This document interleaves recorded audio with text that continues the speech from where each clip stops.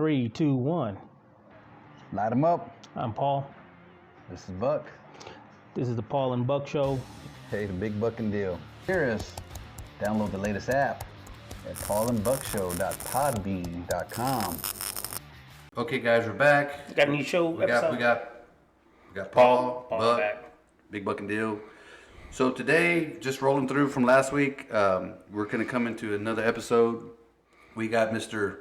Duane Biddle of Biddle Motorsports. He's in the house. Got him in. Introduce yourself, He's man. Gonna show us a little bit. Tell us a little bit. So tell us a little bit about yourself. Let's just roll right into it. You know, because from our perspective, we hear your name, we hear the tuning, we hear the driving, we hear the cars. Oh yeah. You know what the audience wants to know is you know our audience that may or may not know you, right?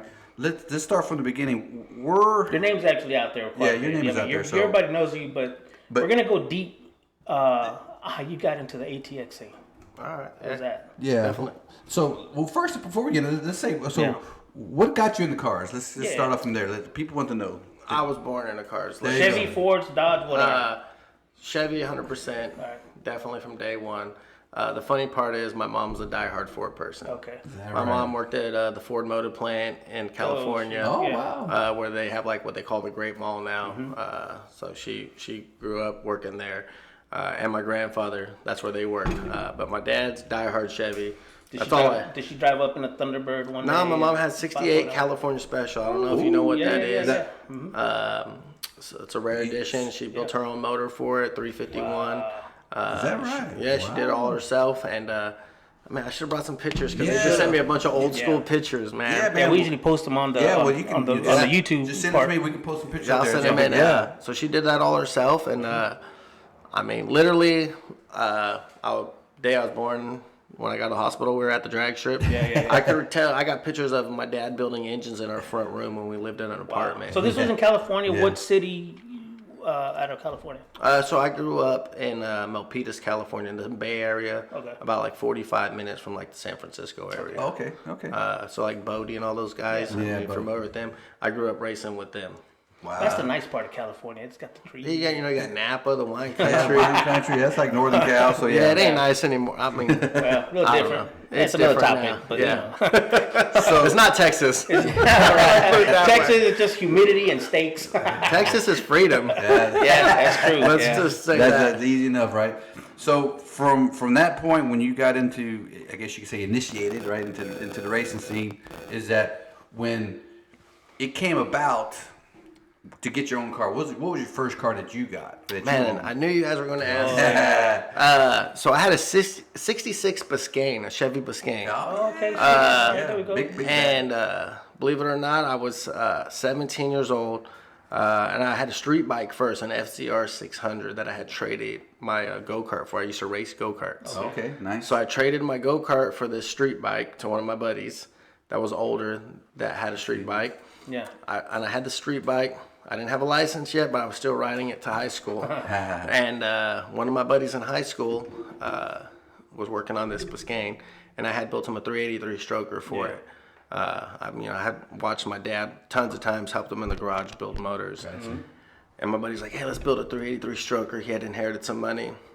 I'm like, shit, cool, yeah, let's do it, you know? Let's do it, yeah. And then my dad told me, he was like, you think you know what you're doing? You're going to be able to build this motor? I was like, hell yeah, I'm going to build this motor. You watch. Just gotta hit the crank on snout. So, well, that's how we used to set the thrust bearing, you know? So, yeah.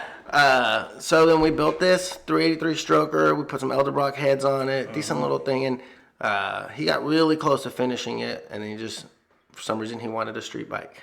So I was like, I don't want a street bike. I was tired of being in the rain. Right. Yeah. And he already had a daily driver, so I was like, I'll trade you my street bike for this Biscayne. Oh, yeah. So he had it towed to my house, and I just finished up a little bit of stuff for it, and man, I actually street raced the crap out of that car. It was a sleeper. Is it two-door? Two-door, yep, white, black interior. Supernatural. And we were dirt track racers then too, and so I would take the front tires off the sprint cars and I'd put them on the back as my drag radials. I would put a little nitrous kit on it. And that was the first car I had. I had that for a while, and then this dude that I went to high school with wanted it more than me. He wanted to make it to like a lowrider. Yeah. So that's what I was gonna ask. Did you go lowrider? But no, you obviously. I went drag race with him. My buddy wanted it as a lowrider. Yeah. So he bought it off me for super good money, And then I went from there and I bought myself a 70 Nova SS off a different buddy. There And I you raced go. that car for years. right? Did a lot of street racing. And I was all small block back then. Nitrous stuff. Yeah. I didn't know anything about the EFI or turbo stuff. That was way out of my league at that time. Holly and a Yeah. HEI or something like that. Holly carburetor and HEI distributor probably, or you know, I used to go to the junkyards and get transmissions and just look for the cleanest one, pull them out of the car. But it'll last. A shift kit in As long as them. it don't go, yeah. Yeah, we're racing. Yeah. That's what we talked about before. Like I said, you used to go to be able to go to salvage yard just like Yeah, you can pick stuff 50 up. bucks man. or something. Yeah, I look for the $35. ones that people had pulled out to get like something else out of a car to get so the you know it was flex working, plate. right, yeah. I'm like, oh. I went to the junkyard once, right? And so I was looking for something totally different, right? Like an 8-track. I don't know. I was trying to, make something out of it. I opened the hood. It's a Biscayne.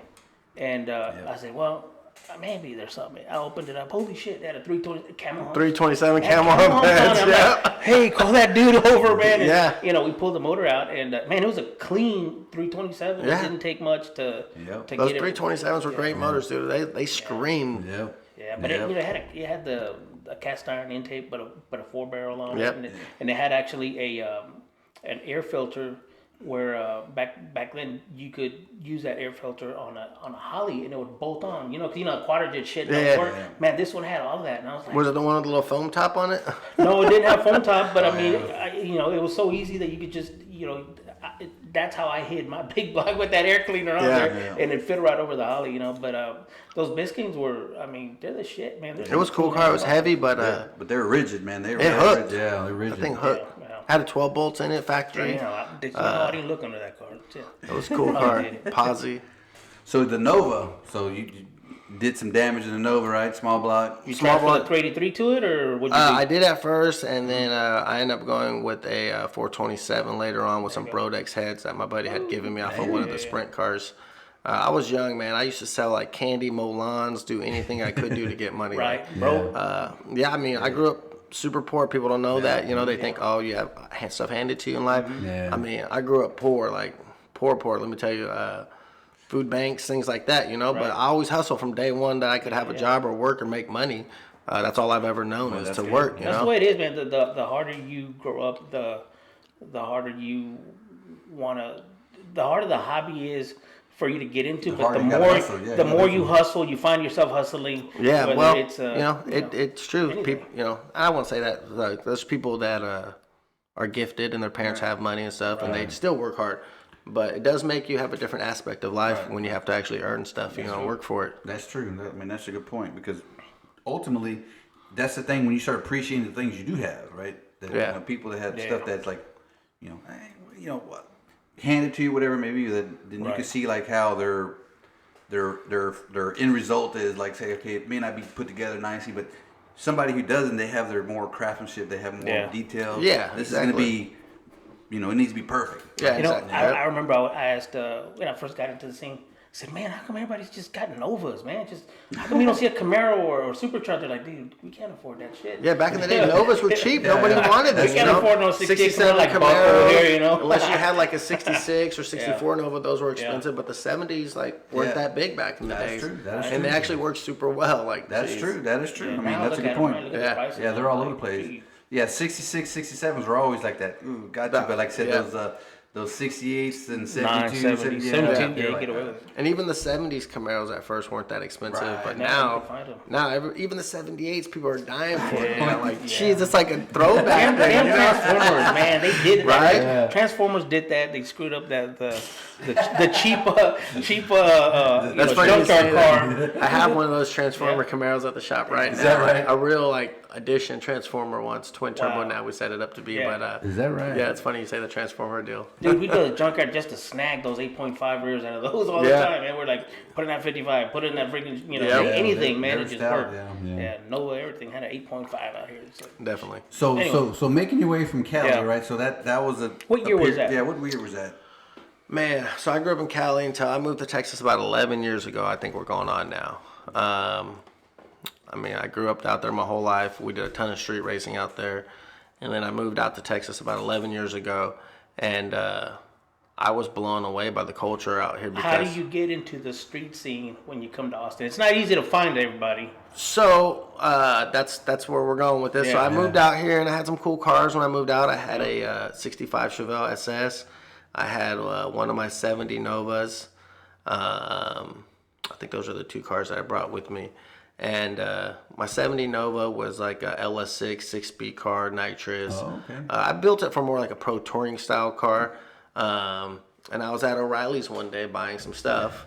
And I pulled up in my car, and this kid working there was like, "Damn, that's a cool car, you know." Yeah. And he was like, "Hey, these guys meet up at this spot over here, and they used to meet at this Home Depot over here, and off of." They did, yeah. Off of the Palmer? No, going down 45 towards or 130 and 40 over there by the Twin 13 Peaks. or 14, whatever the damn road is. By the Twin Peaks and stuff. So one night I was like, "Hey, I'm gonna drive out there." So I drove out there and I saw this parking lot full All of the old cars. school dudes Right? are still out there, right? Yeah, that's when it was bad boys, real yeah. old school dudes. So then I parked off to the side a little bit, you know. We checked it out. And I didn't really. I was not the guy to go up and talk to people right away. So I chilled over there and I was waiting for cars to leave, and I'd follow and then come back.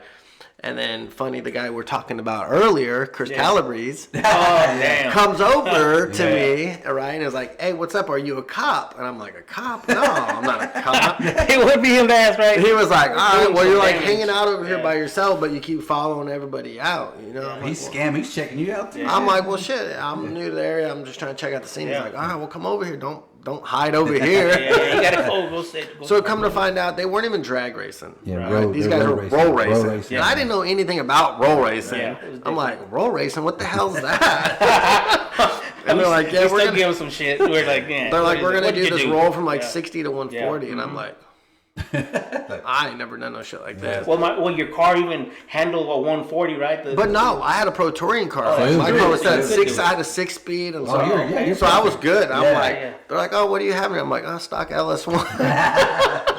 And they're like, cool, let's go out. So we went out, and my car ran pretty good. So then I met the guys, and they were pretty cool. Yeah. But then quickly, I noticed that this area had so many tracks available, which we didn't have in California. So I didn't care too much for that scene or the street racing scene. I used to do a lot of street racing. See, my mentality was California had a lot of tracks. How come we there's no don't. more tracks? Not in northern. No, not northern. northern? Northern Okay. California. We have like Sacramento Raceway. When I grew up, we had Baylands. Was Sonoma? No. There's Sonoma, but Sonoma's like super NHRA tech rules. Like right. I was young, I couldn't afford all the tech rule stuff, you know. much, yeah. So I grew up racing in Sacramento Raceway. When I was super young, I was at Baylands, old school drag strip. Were you able to keep your car legal? Because there's like a bunch Back of weird then, it wasn't rules as with bad. Okay. So you got to think back then. Like today, an exhaust is like, Yeah. you can't do that. I'm older than people think, so shoot, back then that was almost 25 plus years ago. Right. They weren't that bad, you know, like I said. Okay. So it was pretty relaxed, and then Lenient, yeah. they got more and more into that stuff before I was moving out. But yeah, I moved here, and then I just drifted away from the street scene just because there were so many tracks, and I had a kid at this point. I wasn't trying to crash and deal with all that stuff. So I started racing at the track a lot, the no prep stuff when I moved here. Because back there we didn't really have like a no prep. There was none of that going on. But then there's Shannon Morgan doing Redemption. Right, And I used to like, man, that stuff to me was like, this is street Oh, racing. right. But I'm not going to go to jail. I don't have to worry about my car. Nothing. yeah, you yeah. know, I like, look at the rearview I don't mirror have to every call time. home to my wife and be like, hey, can you come get me out of jail? Tell me. And my car's an impound. So I started doing a lot of the track stuff, no prep, a lot of no prep stuff for a long time. But even the prep track stuff was super cool, man, because these tracks around here, they don't play around. They get down when they prep the You tracks. can put the car down. You can really find out Yeah, you how, know, if and that's your what car I sticks enjoy. or blows, you know. Well, I mean, my point of it is we put all this money into cars to turn them down to go no prep racing a lot of time. Yeah.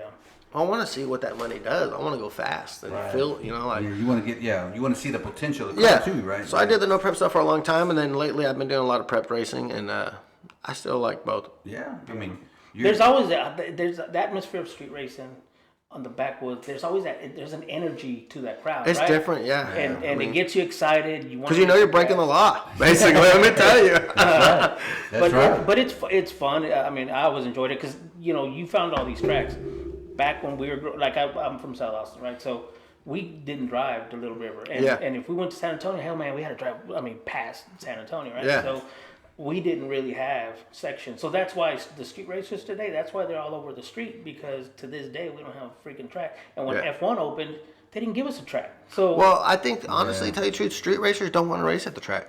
Some of them, but I mean, most the of them. mentality started. Real street racers don't want to race at a track because they don't feel that's not what they want. Right. You know. We kind of got that niche too because we're like the true street. Yeah. Yeah.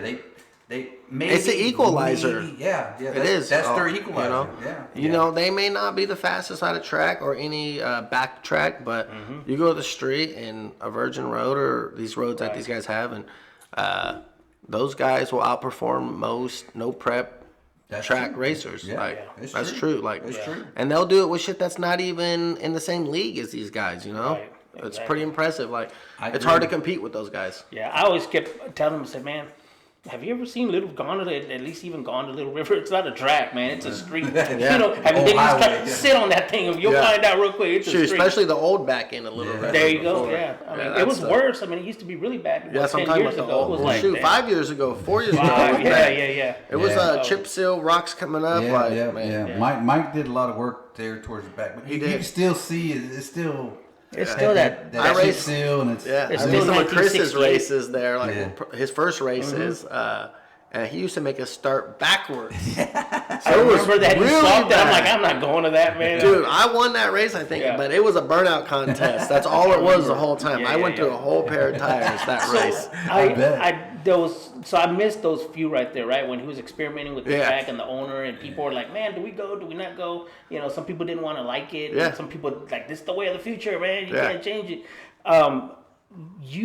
Did you roll or land sideways on your car at one point there, or nah, that was else? never. So I shouldn't say never because that's a lie. That was not a no prep race. I crashed my Fairmont at Little River. That super nice one that I had. Yeah, that was a prepped race. My car was new. I crashed there.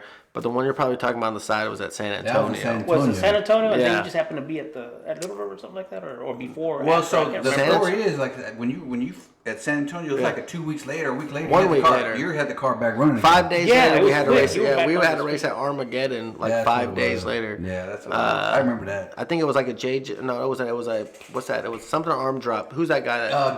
Tim Duncan. Tim Duncan arm drop Tim race. Duncan in San Antonio. Yeah. Yeah, I wheelied it probably for like 400 feet, and then it hit the parachute mount, tipped on its side, and luckily it landed back on its wheels, and I mean, shit, it was on its side, and then and it was bunny hopping sideways. That's when I thought it was gonna roll. Man.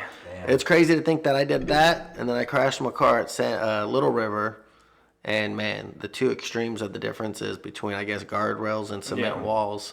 That guardrail ate up my car quick. Little River is known for the little poles. You know, they look cool, man, until the car hits They them. don't move. Yeah, it's narrow track. You know, it's my own fault. I shouldn't have been racing that caliper of a car there. I mean, there is people who do it, and that's great, good to them. But that's my own fault. You know, I mean, it sucked, but I walked away. What motor did you have? What kind of what power plant? What were you running?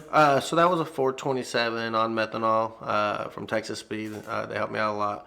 Actually, I took that power plant. It's been sitting in my corner in my garage for like a year at my shop, actually, and we just finished up that third gen Camaro that I built. That's what we're going to talk about. We're going to touch on that later on. You moved up the scale again. You know, I'm a diehard Chevy guy, but that damn Fairmont was nice. Yeah, man. it was pretty. The Camaro's nice, and it's nice now because I don't have these people talking shit to me all the time, like, oh, you got your LS and a Ford, blah blah. That's the only reason it's fast. Well, guess what? The Camaro's already outdone the Fairmont. Yeah.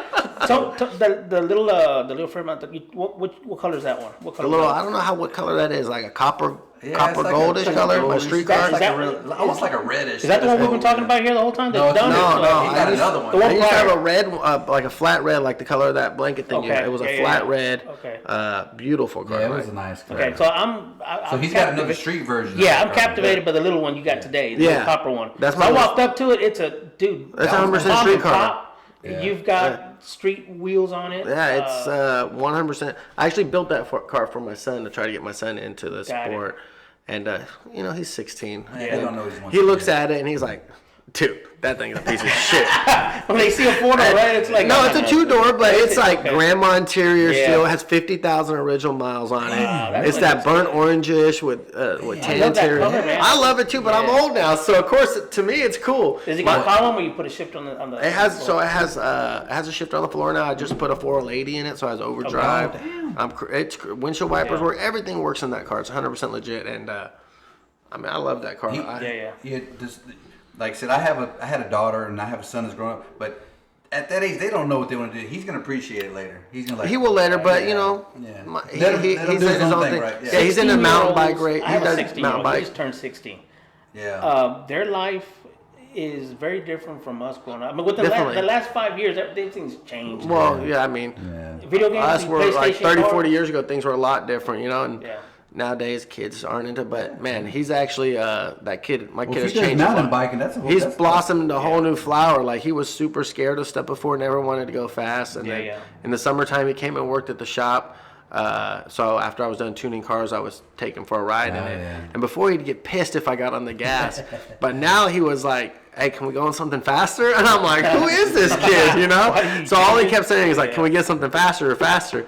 And that's beautiful. Yeah, now he's doing this mountain biking, and man, I did mountain biking back when I was in shape. I did a lot. He does some badass mountain biking, like big jumps, really fast downhill stuff. That's pretty impressive. You can eat it. You can eat it real fast. Oh, he's ate bad. it too. I've watched him. I was right behind him going slow, and I got to see him eat it. But the first time he ate it super bad, I was like, "Oh shit, this is gonna blow it for him," you know. Yeah. He got back on it, and he's continued. continued. Like a full suspension. Oh yeah, full suspension, carbon bikes. They got super nice. Like I ride with them. Well, I used to ride with them, but I don't ride anymore. I'm super busy, but I need to because man, you feel good when you ride. Oh yeah, when you're down the hill, you're like, oh wow. Yeah, so it's amazing the technology these bikes have, like how well they go down these hills and handle all this stuff. Yeah. So he likes the speed. He likes the adrenaline. He's become a different. He's a daredevil now. Yeah, he's picked up like skateboarding too. He was at the Domain over there or whatever the other day, and him and his buddies were skating, and some guys were drinking beer, and they're like, "Hey, I bet you $100 you can't do a kickflip on the first try."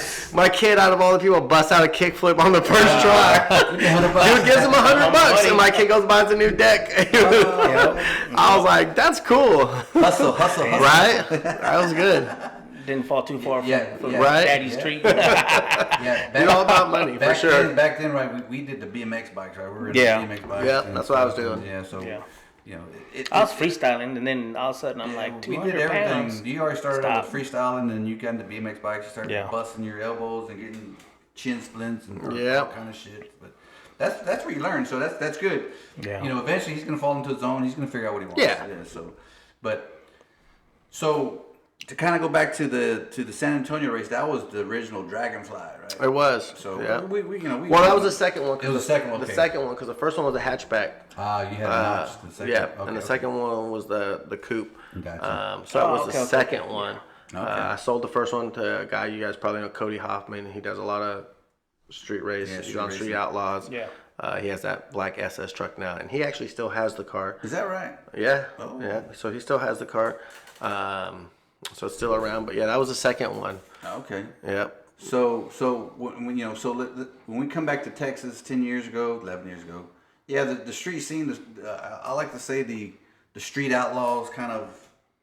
That's when he was real. When he was like Buck was active back then. I mean, his car was on the track. Yeah, I mean, but it was a lot of track stuff, right?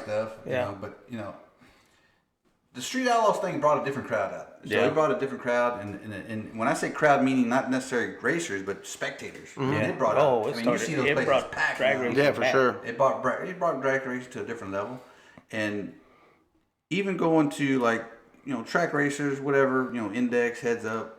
That's what we did. We did a lot of small tire racing, track stuff. But from like 2008 or 2009, there was a point where here in Texas it was fucking dead. There was just like either bracket or indexing. Yeah. That was it. And then there was a spark of some new index stuff. Yeah. And then the small tire stuff. Small tire's been around for quite some time. Yeah. They should. I know they did the 10.5 stuff at Little River. Yeah, that's what we ran. And 29 and a half. Yeah. And so that was a little gift. And I like to say, so the last time I've been out was been some time ago, but it was small tire, and then like all of a sudden the no prep or the no time grudge. Yeah. Boom, which is a different. And I dig what Kenneth Pink All Out. Pink All Out came out, and then everybody. I was on Pink All Out too. Can we make it to Pink All Out? Everybody was trying to do it. So you made it to Pink All Out. How'd that go? It was good. I San raced Antonio? That's when I was in California before I moved. Oh, okay. I was on Bakersfield Edition. I had a little Chevy Vega at the time. Man, we have to go back. We have to. We still had the fast internet around here. And that's where I started. That was cool. I went to like the quarterfinals or something maybe, but then we were racing in Bakersfield. It was like 110 during the day, and at night it cooled off, right? So my car picked up like 3/10, and they tried saying I was sandbagging or whatever. That's what they called it. I'm like, sandbagging? The weather's better. About the atmosphere. We're making more horsepower now. Yeah, exactly. So then they eliminated us at that point, but that was cool. That was a fun little thing. That was another thing. You're right about that time. That's what was like popular because when it got to San Antonio, we all went, dude. That fool ate it on that motorcycle. He's branded forever for falling off that bike, man. Like, God damn. He face planted hard, but that wasn't San Antonio. That wasn't. No, but when they came to San Antonio, there was like 400 plus cars there, man. It was hot, man.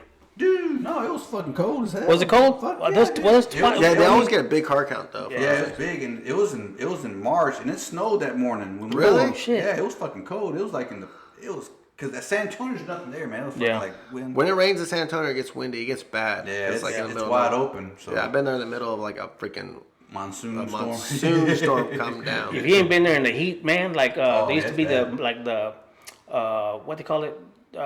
Clash of the Titans. Oh yeah, that was in August. Dude, sometimes. God damn, dude, you're trying to find some. When I first moved here, I used to go there all the time. Yeah. It sucks that track closed. I know, man. The craziest part is that it's such a nice facility, but I really feel like the people though, or whoever managed the track condition, they never used they could have prepped that track and they could have had a huge crowd of people. They could have had events. They could have had crazy events. That's all I feel like it was. They needed somebody to prep that track, and it would draw a lot more people in. And they would spray it in the beginning of the night. Then you have 4x4 trucks going down it, and they would never re-prep it or put a cone out to move them over. It's so man, it's dangerous. No. It's a long track, big track. People go fast there, and shit. Dude. I love that track. It was convenient. It was like one of the tracks that you didn't have to go and to fight the traffic to go to Baytown. For sure. For us, it was 45 minutes away. Yeah. When I moved from Cali, I'd have to drive 3 hours to Sacramento to go race. Or Sonoma even was far. So there was no close. Right. No good close track for you. Yeah, man. The only thing I like about San Antonio is that real quick after it opened up, the pits went to shit, man, with potholes. Man, still to this day, they try filling them. It's like there's just... They washed out. There's blank holes that sink under that place all the time. It will destroy your car. That is true. True. I mean, you have to, you see the car, moving around the pits, have big old dips, and it's crazy because they've tried to fix it, but I don't know what it is. Yeah, there's a hole, like I said, the black top, it looked like we washed out, the next following week or something. Because, it had the capacity, and it had the facility, the space, the track. I mean, it was...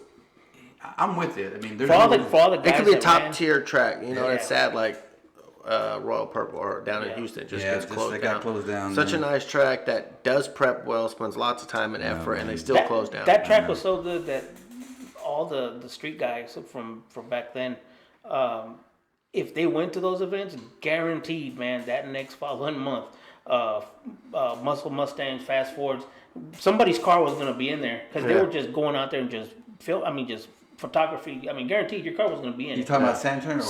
San Antonio. Yeah, every car. Murillo helped out that place a lot, probably being a local. Yeah. He had a little white GT, and it was like a 347 or something like that. With a little blower on it, wasn't it? No, a little turbo, just a little. And it was his car was. He used to have a Vortec on there. Vortec, that's what I remember. He had a Vortec, and then he just built this little white GT. Yeah. And I remember the car just. I mean, it took off sideways and boom, and clipped off an 890, 870s. Yeah. Everybody else from here, that was as fast as they were going with the big block. And this dude just boom, and then drove back. And I'm like, holy shit. And then he came out in the magazine. There it is. That's how I found out. But that wasn't really even his, it was just a car that he built and just threw some shit together. But guaranteed, man, right? The track was really... Yeah, I mean, there was a time when it first came out, when it first opened up in '99, man, it was happening, man. Friday nights, man, Saturday night, man, it was. Have y'all heard of anything about what's going on with the with the new San Antonio track. Oh. There's like a bunch of I heard advertising they going on. were opening and then all of a sudden not opening, so I don't know. So Yeah. there's also that rumor too that when Houston closed, that COTA was going to be like something was going to happen with COTA now, because NHRA has this thing that you can have only so many NHRA events within a distance of a radius or whatever it was. So since Houston closed, that opens up the door for other tracks. It does. Still have That'd be F1 here. Yeah, they've been saying for a long time, Yeah, maybe over there they might do something at COTA. If they do, that'd be pretty cool for us. I would like it. Shoot, that's close. Dude, that's right out to Where 20 you going, minutes there. COTA? Where you going, Yeah, COTA? exactly. I mean, it'll be. As long as they're And it would remind me of like Sears Point, like back in California, because they have the road race track, Right. and Oh, then they turn part of it into a drag strip. You know, same situation. They just use the one of the long front stretches, and That's it. Yeah. you know. I always go back to the history crap here in Austin, but there was a place called Austin Raceway Park, right? And it was right between Round Rock and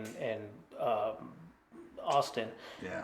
And so that track used to have, what's his name? Ford, what's his name? Carroll Shelby. He used to take his Cobras out there, the Grand Sport Corvette. All those guys, it was a badass track. And they run it on a little road and then track. and then they ran quarter mile face to shut down towards Mopac. And so right when you're going to turn right off of to go towards McNeil, if you turn to your right, there's that gas station.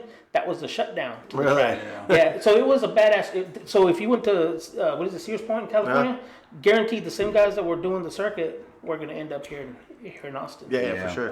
So Austin did have a badass place at one point. Since then, there's been nothing other than Little River, or you had to drive all the way to San Antonio. We're lucky we still have Little River. Those guys. I mean, honestly, shoot, it's local. It's small. It's a decent track. It's fun. Yeah. Some people moved to Little River just so they could be closer to the track. Well, I mean, Little River's been there so long, but the track can only hold so much. But still, it's still fun enough to have great events like Kenneth. Yeah. And that's what I was saying, that their promoters, the promoters that are doing stuff now, like Michael Hollis, Kenneth. I don't know if Miss Morgan does anything. Shannon, she does Redemption. She still has her hand in some things because her husband's racing now and old school back half. But Little River, it's still there. It's always going to be there. We've been going there for years, since the 70s. That's always going to be our home track. It's great that they have good events. Yeah. And it's always going to be popular because there's so many people here local that. Well, hell, it draws people from fucking all over now. It does. It does. As soon as they brought JJ the Boss in there. Well, even before, a lot of people think bad about the track until they get there, and they're like, "Oh, this isn't bad." Most people look at tracks as like Texas Motorplex or XRP, Yeah. Right. and then they go to a track like this, and this is a backward try country that. track. This is what people grew up racing on. Yeah, I had a bunch of guys say, "I'm not gonna go test my car there. I'm not gonna," because they're like looking for that fast. Well, if you have an X275 car or something like that, you're not going down. You're not gonna go fast. You should. You're gonna take so much power. Like I said, the track's only gonna hold so much, but even if you do have a slick on it, it's gonna hook just as good. It's gonna hook. You're gonna get the adrenaline pump. Yeah, exactly. Go to Little River, you'll get the adrenaline. Yeah. Once you hit what? How fast have you gone a mile per hour? I've been around almost just under 200 in a quarter mile in the old Dragonfly. That's Oh nice. shit! Did you do the? It was at Texas 2K. I want to say I went like a 710 at like 198 or something. Holy shit! In a street car. And that car's not really low. It was kind of. That's just average. Yeah. How did it feel? Yeah, I mean, man. how was it handling? Feels fine, stable to me. Really?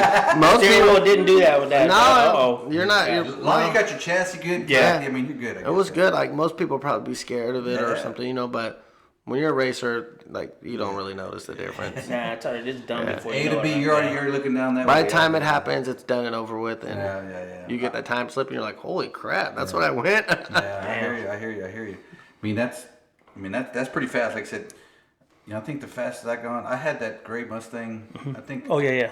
I clicked off this is a quarter mile. It was 141, but I clicked off like right past 1,000 foot. So I mean, you do that, and it's like it didn't feel bad. Yeah. Like, I think I can do it I again. go fast. I mean, so it gets once you slow. you get your pants wet, you're gonna be fine, right? You want to keep doing it. Yeah. So what's in store or let me ask you this: for the racing that when you came in doing no prep until like the racing that we have now, like the no time prep, they had you went to the Radio Roundup. Radio Roundup, we went And then to. you went to and Big we were Jake's? We're at Big Jake's race. Big Jake's race was the first time we took out the new So car. okay, so let's go to that point. So he did mention he's got a beautiful white third gen Yeah.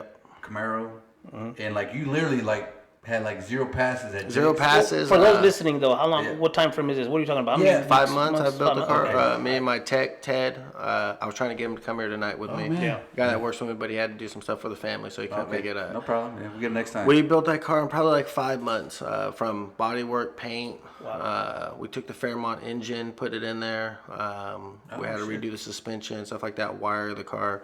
5 months, but literally to go to Big Jake's race, we left that day. I drove the car down the street at the shop. Never touched the dyno. Seems good. Well, it was the old motor from the Fairmont that I had you crashed. knew- you already knew. So I already had tune-ups and stuff, so I wasn't worried about that. I knew the motor was solid. I knew the transmission was good. The rear end, so we set the suspension. We went straight to the track. First pass down, we just went down on the wastegates to make sure nothing fell off. And we were good. Yeah, steering, brakes. Yeah, exactly. So then second pass, man, that car blew me away. 110, 60 foot, like nothing. And what type of chassis car is this? This ain't no chassis car. This Nice. is a torque arm, Yeah. third gen Camaro. Okay, Has yeah. a 9-inch in it. Nothing crazy, very K-member, struts and tubular K member. It has some Ron G struts on it. Hey, but those torque arm cars, I keep telling Man, everybody. that thing They it cook, blows they run. my mind. Yeah. And there's no. It's weird because it's not separating in the back like it should be yet. But very soft tune-up, 110, 60 foot. And I thought maybe there was something wrong. It was a glitch. But all night that car kept doing it 110. I didn't even want to touch it because I was like, consistent. if it's going to 110, 60 foot, like I'm just going to work on the back half of the track. Yeah. So that's what we did. And we've had the car out twice, and it's been phenomenal. Then we went to Hollis's race, and we raced in the what class did they consider that? It was like an There's index. so many fucking classes. I don't know. Yeah, we had 67 cars, I want to say. So the final result, you ended up going to the finals. Yeah, with Toby Montgomery, and he had another third gen Camaro, which was pretty cool. Yeah. I thought that was okay. So obviously there's two of them Yeah. running around. Toby's got it. His like His a is black. It's A like a flat matted black. black, matted, yeah. Toby's had that car a while, and Toby. Yeah, it's been his family. His dad had it, and I think his brother had it. Yep. And then he has it now. That's good. They're Little good River family, yeah. diehard Yeah. racers. They're Oh, good yeah. people, you know. Yeah. The kids are super great. Kids So are- the class I had, it was 70. I heard 70 So cars. we thought. in I the think class. I thought there was 70 Yeah. cars. I posted something like, but it was Yeah. like 67 or something cars. Maybe man. some of the guys fell out, but was that Extreme or some shit? Motorplex. Yeah. Yeah. No, but I'm sorry. Was that Extreme Extreme Street? Street, I think is what It they was some called it. class. Oh, the name Yeah, of the but class, we had a cap on it. It was a 494 cap. Damn. So You're big. 494 to kick out some cap. of the faster cars. Yeah. Well, dude, some of the cars that were in the class were like really, really fast cars, you know. And it's hard, like as a turbo car, it's hard to take some bracket out. race, Yeah, you know. yeah. You let off the gas too much in a turbo car, you lose all that boost and momentum. Yeah, I've always Yeah, asked you guys with the turbo. I said, man, back in the day when I was reading up on it and people were jumping over the turbos, a lot of people were crashing, man, because they would lift and they'd get back in it and then They couldn't handle it. That's the problem. boom. Well, the car would just go and hit. Well, they or probably go up in the air, you know. have the control. They didn't have the- electronic yeah, Yeah, exactly. electronics is Yeah, the thing, you know. Back yeah, then, they were yeah. probably like blow through carburetors, and you don't Yeah. have. So blow through or like even So some today, waste. with all the controlling that obviously you're aware of, how much better is it now if you go to the track and you start backpedaling the car because you're trying to win a race? Back then, I think I'm just gonna let off. Well, anytime you have to pedal, it's hard. I mean, regardless. So, but the thing now is you have so much control with timing and boost ramps. You can make the car get out in 330 really well, and then just slow it down on the back half, taper the boost off, things like that. But The electronics came a long way because back then, like I said, it was either blow through. Yeah. Or they had like a far wastegate that was just a. now we have spring. draggies, man. Who Oh, cares, yeah. who Right. cares about no time? Like they don't have clocks. They don't give a time slip. You You'll have a know. draggy, and guess Yeah. what? Those draggies Pretty damn Pretty accurate. consistent. are really they're money. Like I'm gonna say, what a draggy says is within Yeah. 100,000. When I or went so. to Damn, that's tight. when I went to Tomatoes slow car and small tire, he made me aware that this is what we're running, and I got some text messages. Hey man, these cars at the end, some guy lost, some guy won, and I said, well, because now I knew. I said, well, they have a camera. Yeah. And that damn thing, I saw. You can see it. It's watching. Yeah. I said, and that draggy's also giving them all Yeah, the the data. draggy doesn't lie. It has G meter, so they can tell if people let off and sandbag. Like the one that I won, the first Or if you one. took off slow, or you let off, you know. Well, you could take off slow. That's not a No, but problem. it'll tell you. It does. It shows you the G's. But Yeah. you know, the one that I won, I got lucky. The guy let off. He was beating me fair and square. You know, That's right.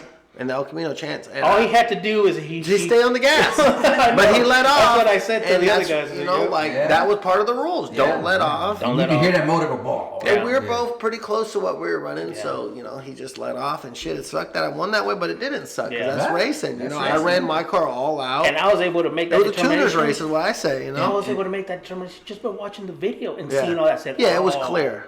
Wow. Okay. And he was a good sport about it. Honestly, Yeah, at first he didn't understand. Yeah. He was pissed off, but then he realized like, oh, okay, I wasn't supposed to. And you know. Yeah. I mean, I think the guy was happy his car ran good, and they Shit, kicked I my love ass. that car. I used to That's race in El Hell Camino. yeah. Is that the one that's from Corpus? Yeah. Mm-hmm. Yeah, well, that's what other people said. I think they got family in Corpus, but they actually live over here in like Dripping Springs or something. And okay. I know that Okay. the chat group that they're in is also called WFO.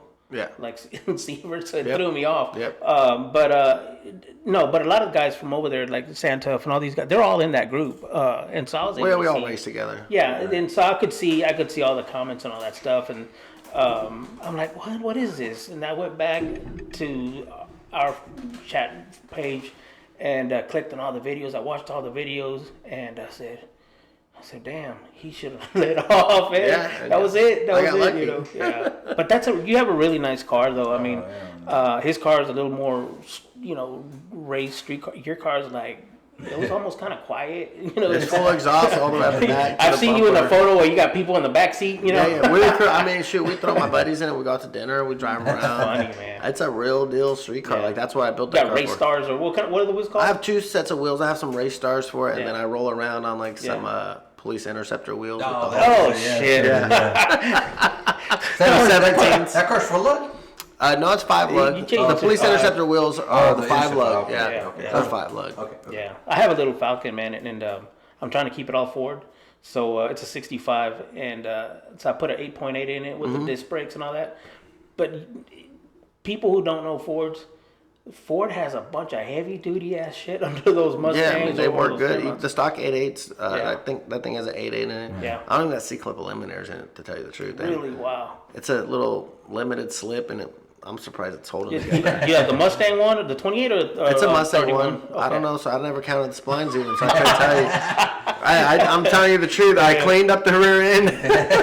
I made sure it looked good, and it's holding together. But I plan on taking some of the parts from the Fairmont that I crashed. You do trans brake or you It has a trans brake. Yep. Do you use it? Have you Hell used yeah, it? use it. God damn, you haven't broke that rear? Shit, that's like a good hold. Yeah. No, I mean, I had some guys, man, I think well- it doesn't break because it's a limited slip, Yeah. and it slips at some It point. slips, yeah. So that's why I think I got a little leeway. If I had a spool in it, Yeah, I think yeah. it would have snapped already. Because like when I had a mini spool in my S10, I was breaking axles. Yeah.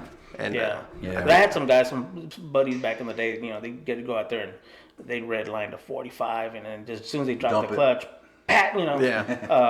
But, you know, trans brake only do that. If you foot brake, you'll Yeah. never hardly, you know. Exactly. You got a little slip in it, you're Yeah. good. Yeah. Man, that's so all that Camaro. So 2 races out. What's what does it hold for in the future? What do you have any plans? Are you just gonna just lean on a little bit more? And Man, honestly, that car's personal best. it's already gone to personal best faster than the Fairmont did, Gotcha. which is surprising to me because it's it's pretty heavy. heavier. It still has factory door. It's a couple hundred pounds heavier. Yeah. You can't disclose the time on this car, right? No, Or else. you don't have to. Don't worry It about runs. It runs. get eliminated It from runs in the some mid races. fours. You know. Okay. Yeah, that's what I'll tell you. Like, you know, it's a mid 4-second car. But I think, you know, it's a race car. I might put some carbon fiber doors on it or something. I'd probably lose 200 pounds Yeah, there. them doors are fucking heavy. Dude, I've compared a fiberglass F-body door, like, Yeah. cleared out, Well, to a carbon fiber one. Holy shit, Well, dude. F-body door doesn't even count. That's fiberglass from the beginning.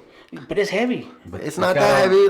Try one of them old Camaro doors or something. Well, yeah. Well, I mean, I compared my door that I had gutted out, and then I thought about gutting it, but I was just like, man, that for all that, makes- you're going to lose 20, 30 pounds, and it's a bunch not of, worth it. makes it a flimsy door. Yeah. But I mean, that car, I think it's going to go fast if I don't sell it to somebody. I have a problem doing that. Well, somebody offers the right money. Sometimes Yeah, it's and a kinda couple hard to people do. have already, and it's tempting, like, Yeah. that's my problem. But, man, I'm getting tired of building cars, honestly. Like, it gets, This I'm one owning a works. business and Yeah. building your personal race car. Like, I don't leave my shop sometimes till 2 in the morning. You have a shop, or do you work out of your house? With the shop in the house, or you You have got a shop something? right up the road. Yeah, we have a Oh, shop geez. right down the road from you guys, about a mile. Yeah. Right down here, Biddle Motorsports. Yeah. Nice facility, probably 4,500 Give square us a foot. shout out. Give a shout out to your address, man. Yeah. Listen. It's on 118 Iron Road in Hutto. We're LS-based performance shop. We do LS, LT-based cars, newer cars only. We do some small fabrication. We do HP tuners. We use with Brandon Weber and Tiana Weber from Accelerator Racing Solutions. They do all my HP tuner stuff. And I do a lot of the Holley EFI standalone stuff, some Fuel Tech stuff.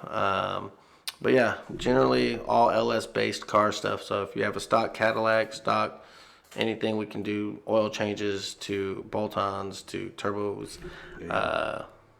Yeah, we're right here, local. We have a lot, family I have owned. a lot of bolt-on Local. stuff to put on my car. We don't like swap stuff though. I'll tell you straight up. That's Yeah, you gotta hunt that I've stuff. pushed away from that stuff just because you get people that bring you swap stuff, and I end up inheriting the job and the car for the rest of its life. And people think everything is based off of the tune. Oh, my car doesn't run right because of the tune. No. Yeah. I've tried to explain to people, like, if your car leaves running good for 3 months and then you have a problem, it's probably a mechanical There's something problem. going on. Yeah, and it's hard to explain that to a lot of people. So we try to stick with newer Yeah. platforms now, straightforward stuff. That way, just less of a headache. Yeah, that's good. I mean, because like I said, you got experience, Yeah. so you know the ins and outs. Exactly. I mean, yeah. So I mean, I can see, especially when you come to swap stuff, it's not necessarily the fitment, but like I said, the tune or people, you don't the know quality. the foundation. Yeah, exactly. The quality of what people bring Yeah. Yeah, you don't is know not the foundation. always the right stuff. And if you don't have the right fuel system or the right ignition system, or if you have a wire Them shorting Chinese out, injectors, everybody. or exactly, and then Yeah. especially with the newer cars, people buy these knockoff injectors and they want us to tune these newer they don't cars, and flow right. I won't do it because the stock ECU is very picky. They want a good injector data, and it makes a huge difference. Yeah, I was going to on ask you, quality. so Injector data, and they only work on high impedance, right? You know, Exactly. high impedance injectors. So when you get the badass, what is it, the 90-pound injectors that everybody likes to 90? run, they're for the LS. We run a lot of the. You're probably thinking of the Bosch 210s. Okay. It's a Bosch And then Bosch there's based. this eBay special that's cloning. Well, right yeah, now. that's a lot of people do that with everything these days. And that's what you got to watch out for. But can you tell when you're tuning? Can you tell? Well, yeah, it's what it problems mainly right away? comes down to is like hot starts and things like that. A good injector with good injector data, they test it through all temperature ranges. Yeah. So they're able to give you good solid data, and then as a tuner, that data really plays a big part as hot start, cold start when you go from cars that have flex fuel sensors. enrichment and all that crap. Yeah. So you go from a car that runs on a flex fuel sensor that runs on 93 octane, and then someone goes put in good E85. The way that the tables are blended and tuned, it makes a huge difference on the quality of how cars run, and that's what it comes down to. Some people don't. They're like, man, those injectors are $1,700, and these Yeah. ones cost me $499. There's a reason why they're $4.99 shit. Don't Well, buy 'em. exactly. Guess Yeah. what? Those $499 injectors, you're gonna come back to my shop Yeah. And I'm gonna multiple pay times, every and time you pay. and people don't want to pay. It's always our fault, Yeah. our fault. So yeah, if Well- you nip it in the bud like that, you won't have that problem. Exactly. Right. So we're so busy now. I mean, I have backlog of 2-3 months on work, Damn. and I try to explain to people, like, we don't just take on any jobs anymore. Yeah. So sorry. I mean, yeah, we don't fit every person's bill. A lot of it is a waste of time. That's what I would ask. It's not you even in a that waste of time. There's a person for the job. Right. Yeah. But we're just not the person for the job. There you Exactly. go. There you And go. that's what I try to explain to people. And I try to give them other resources of where they can go to get their job done. But I'm not the person for everybody. Yeah. And some people don't like me because of my straightforwardness, because I'm very straightforward, and I'll tell you the way it is. And you either like me or you don't like me, and that's the bottom line. Like, I'm going to tell you how it is. You're running the Well, business. in the end, you're the one running the business. You're running the And at first, I was very hiccups. lenient, and I learned the hard way. Because then you like I said, you inherit this, and it's a burden, and they're like, why? You know, But you what can't takes let them so know long? it's a Yeah. burden, because then it's your fault and you're the course. bad guy. Yeah, of So course. you have to just keep eating this and eating this and Yeah, eating yeah. this. And that's what it And then comes down to finally, eating. there's a road where you cross where you're like, listen, dude. Yeah. I got to be straightforward with you. I'm not gonna eat. Your shit's a piece of shit, all right? And I'm You done. bought some stuff. You should have Well, you got some counseling first before you went to Amazon. And it's like people bring me parts too. Hey, can I buy my own parts? And for a long time I did that. But then guess what happened? They want to open the box at home and they want to check it out. So then when they bring me this parts, there's missing stuff and all this bolt here. And they don't understand that, man, that car being on my lift 2 extra days because it takes you 2 days to bring me this bolt. Yeah, it's like, do I charge you $500 a day because that's what my lift should make me? Yeah, storage fees, shit. Well, no, I tried telling a guy one time he had storage fees, and the guy tried telling me I couldn't charge him a storage fee because I don't have a storage license. I said, you signed my contract, but that's a whole different story, you know? I got you. But it's just, so we've really become to where we have to be. No, that you know what? That's in every business. I've owned, you know, with my brothers, we've owned several businesses, but that's the part that nobody ever knows of, that you have to, you can't explain to them, but in the back of your mind, it's like, this is holding me up, you know, and there's nothing I can do about it. Small business, I work with a lot of people who own small businesses, and they see it, they understand it, and they realize, you know, like, you calling me, asking me every couple of days, hey, how's my car going? Yeah. It's not making your car go any faster, I promise you. Yeah. We want your car gone just as bad as you do, because majority of the time, we don't charge the labor up front. I charge, you know, customers pay for the parts. Gotcha. We do the work, and then we charge the labor after. Because I don't like people holding anything over my head thinking like, hey, they're lagging on my car because I paid them the labor up front. Well, at my shop, that's not the case. You didn't pay me labor up front. We're only working off what we have for parts to cover the car. So I eat a lot of that cost because I have to pay my employees. You know, so if your car sits at my shop for 2 months or 3 months because we're back waiting up on parts, trust me, I don't want those cars to be held up at my shop. I want them to leave as fast as possible. Of course, no. But at the best condition they can with the best stuff. And sometimes people get upset, but a lot of people who understand they wait. There was I got you, Makes sense. when GM had a shortage on there was something wrong. I think it was the key or something was Probably causing something to do with those chips. the chips.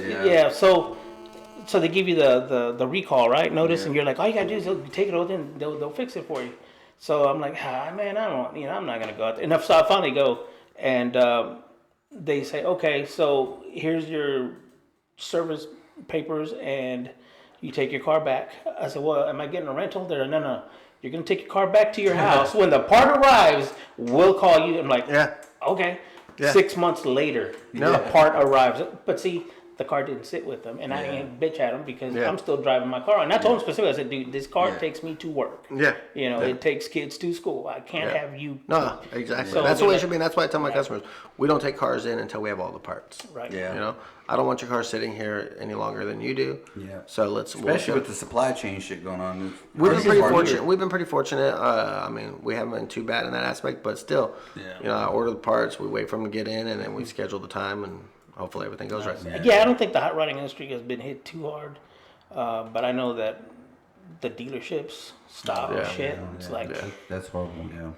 Same thing. Song and dance, supply chain in general has just been shit. You know, I say shit, but you know, good thing you got some good connections, got good parts, right? So that's a good thing.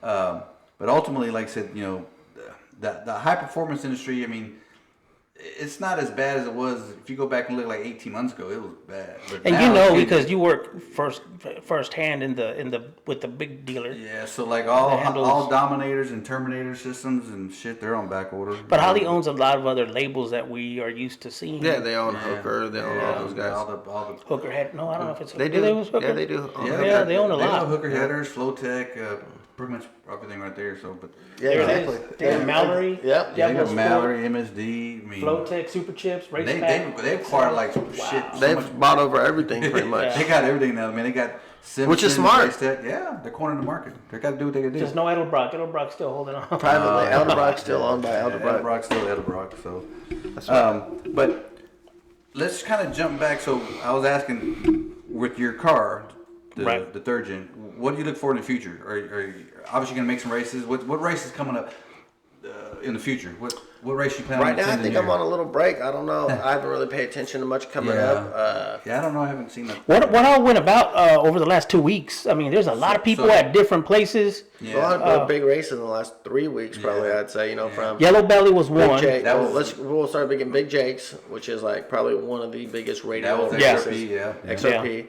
Then you have Mikey Hollis's race, the Texas Radio. I saw Sievert on some street. Where was that? So I don't know. So like I said, I don't follow the street stuff too much anymore. You know, it's like I try to stick to the track. Okay. Stay out of trouble. that realm. I go watch those guys a lot. I don't do much of it. Well, it was in the day. It was in the day. So I don't know. It was a Discovery. One of them days. I don't know. That was Yellow Belly. Was it Yellow Belly on this? Okay. Well, I know he was around Dallas because I know Ashton Wright, by the way. Ashton, he was at Yellow Belly this weekend for one day, and then he went somewhere else. I think he broke a trans. Yeah, Ashton was out there. He did well this weekend at Yellow Belly. And then this weekend was that Tom Gunner race. That was a Yellow Gangster Belly. at the Gut or whatever they call it. That game. So you took your... I took my streetcar there. Took your streetcar out there. How'd you fare? Oh, man. So... I haven't done nitrous in years, and I made this car nitrous. And I'm still working on it. I'm not the best nitrous tuner. I'm not going to lie, you know. So you took it out on nitrous, and you're running the True Street? I raced Cheap Street, and then we raced the foot brake class. Okay, so couldn't do any trans brake electronic stuff. I mean, we had fun. That's all that matters. It was a blast. They put on a great race. Yeah. Tons of cool people there racing. How did it fare? Because I've seen... When I say how did it fare, there was tons of people, big turnouts. I mean, it was packed house Friday night. It was packed the whole time, both nights. Yeah. I think those guys paid out like $63,000 or something crazy, you know. For Yellow Belly? Yeah, Yellow Belly through all the classes. What's the guy's name? Thomas? Tom Gunner. Tom Gunner. He was a promoter. He's the one that put it on. I met him at Little River. He was there for the last race. Sleepy's race. Yep. That's right. Yeah. He's got a little Mustang, right? Mustang small block in it that kicks butt, man. Yeah. And crazy. So he put it on, and it was a monster turnout. Yeah, they had people a lot from of all over. Yeah, there was a media. I mean, they had good, nice media coverage, which is cool. Well, that's like I said, that's where the other audience were in, when we start going into the street outlaw stuff. 10, 12 years ago. That's what it brought. It's an old school track, just like Little River. Yeah. It's super cool. Yeah, bunch of fist fighting at the end, and a lot of people are scared to go to that track. It's a really cool track, and there is people there. It's another Little River track. Some crazy stuff, and it's way more outlaw than Little River. There was one instance. outlaw. There's no rules. There was one instance where it was like the Lone Star Roundup here. It was within that time frame, and so some vintage dragsters went, and some gassers, and some all shit. There's a lot of people there. But the crowd is very different. They're not drag strip oriented. That when we go, we know, hey, watch it. Some shit might fly. Now these guys are hanging out. Ooh, party. We're gonna, this is gonna be great. Bear, And something flew off one of these the old vintage dragsters. I don't know if it was the harmonic bouncer or something let go. It went flying into the car pits. And it hit some dude's car. It did some damage. Happens, man. But they got mad at the owner of the drag car because he didn't apologize. He didn't go say, "Hey, I'm very sorry." He did his run, and he's like, Well, sometimes they're busy. Like that was the whole thing. That's the thing. That's what I'm saying. The atmosphere is very different. But everybody got so mad at that dude, and I'm like, dude, you went to a drag strip. You signed a waiver. When you sign that piece of paper going through the gate, you are standing next to a car with zoomies pointing at you, or you're standing next to that belt. That thing lets go, and you're on the wrong side of that car. You're gonna get hit. Well, even as a racer, like we sign a waiver, and like that's part of it. Like I had a part fly off my car at Little River. I had a little Trans Am.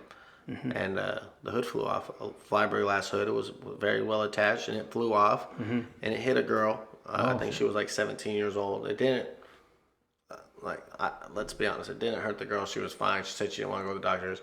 The next thing you know, I got a lawyer calling us from Little River's like, hey, these lawyers are trying to sue us, and they couldn't sue us. They couldn't do that. They signed that paper. Yeah. Exactly, but apparently this girl didn't sign the paper because her parents lied about her age. Oh, shit. And said she was like 15 or something and got him, but then it wasn't even the parents trying to sue the track. It was a girl.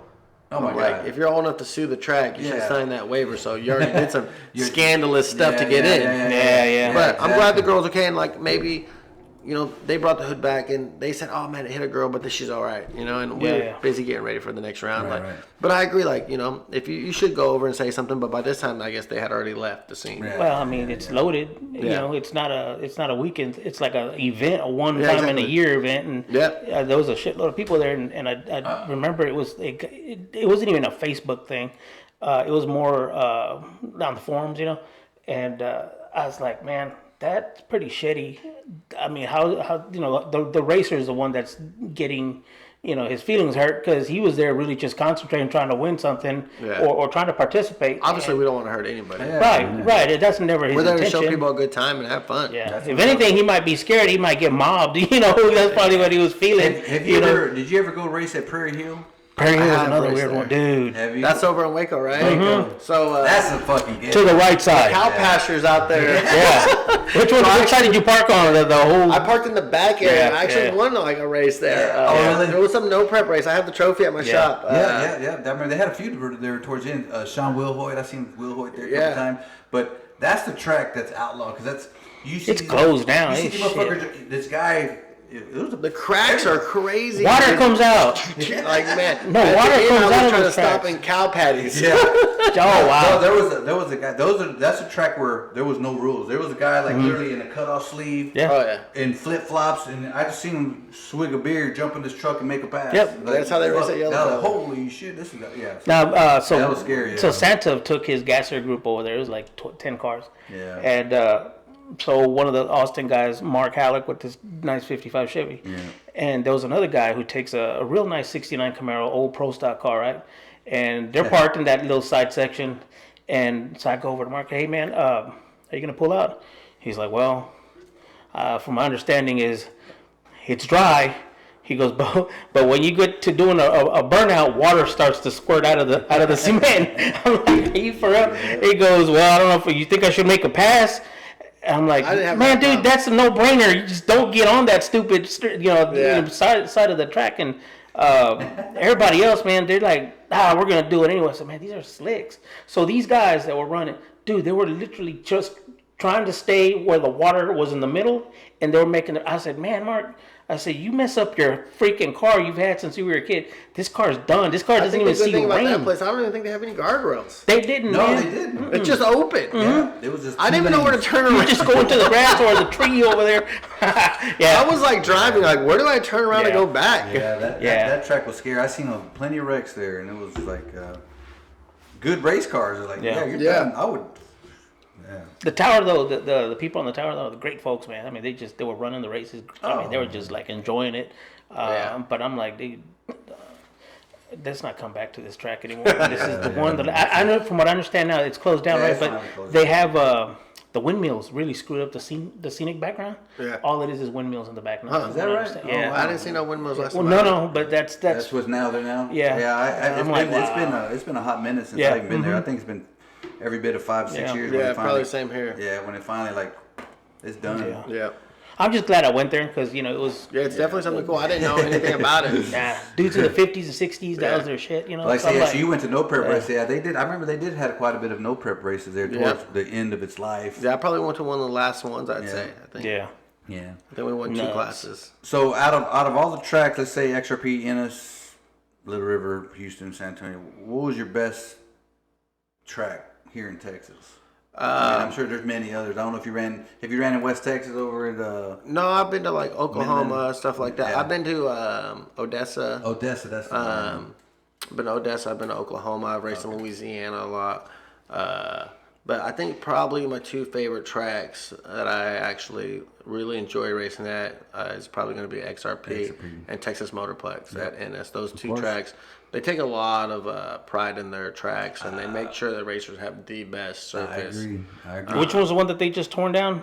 That was Houston. That was Houston Raceway Park. Yeah, no, that's a good track too. Those guys, honestly, they're always try to put in a good effort. That's why it took sucks. A chunk out of that thing. I was like, wow. And unfortunately, there's Dean Baker. They have a good track down there. HMP. At HMP, but man, it's so far from me, But Dean has a small track, and that guy puts the time and the effort into making sure that the track is 100% for his racers. He does they do some X275 races. They do a lot, and that's like I said, small track, but they take pride in what they do, So guys and it's a short shutdown. But you have a good quality track, and people go really fast there. And it's a fast track. Like I said, they took they did some road work at the end where they shortened it up a little shorter. It used to be short, but they shortened up a little more. Widen the road, I think, out front or something. Yeah, widen the road in front. But I mean, you made a good point that they take pride. They prep it. They spray past it, so it helps the glue, helps you slow down and everything. They go all the way down. Like I said, it's a real nice facility. It's got like a round a dirt track right next to it, middle. Nice facility. NSTJ, those guys Top notch. top notch, and then Galen and those guys at XRP. so when Denton shut down, Denton was the track. Gene and them had I loved racing at Denton. Yeah. Denton was so far too. You might as well just go to Oklahoma. It was, but it did. It was a fast track though. You always had the wind behind you. Gene always took great pride in racing. That's where they had radio records there. Yeah, for sure. For a long time. Long time.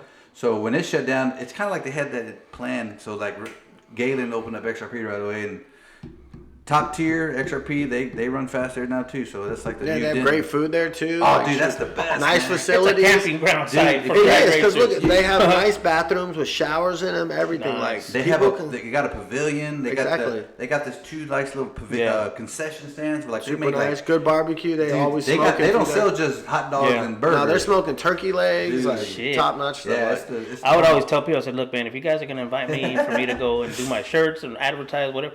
I said, dude, y'all need to reserve a spot, man. I'm not going to drive in and look like a sucker, man, trying to find a spot. Right. And, you know, Little River? you're going to... Little River... Anywhere. I've been... San Antonio, Little River, and I was going to go... I don't know which one. This is one of these we just mentioned. The only reason I didn't go is like, man, look, if there's no secured location... I said, I'm not going to get stuck, you know. Yeah, most of these tracks have big parking areas, and it's nice. They can hold a lot of people. Yeah.